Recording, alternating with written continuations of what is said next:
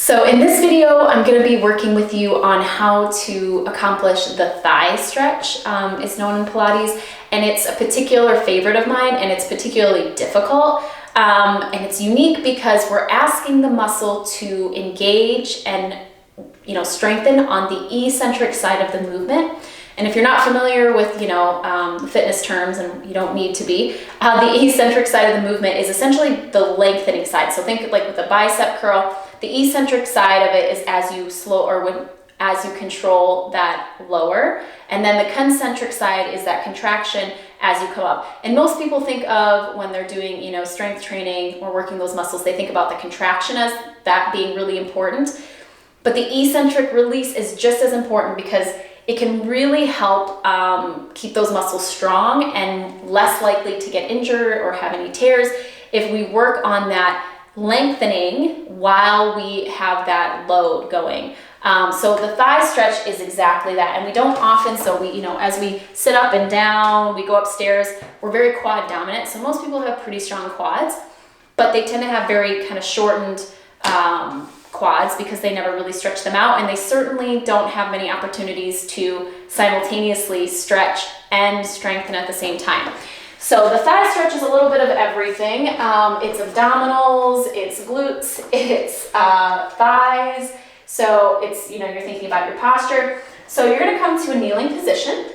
And again, you wanna think about that good posture where we have that nice alignment. Think about a string coming from your tailbone out the top of the head centered on the spine.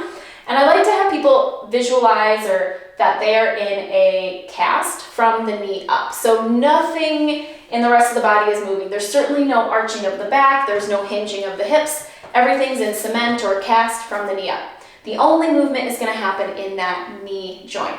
So we're in this nice position. This is where we have to have strong abdominal connection so we don't go into that arched back position, putting so much pressure on that lumbar spine.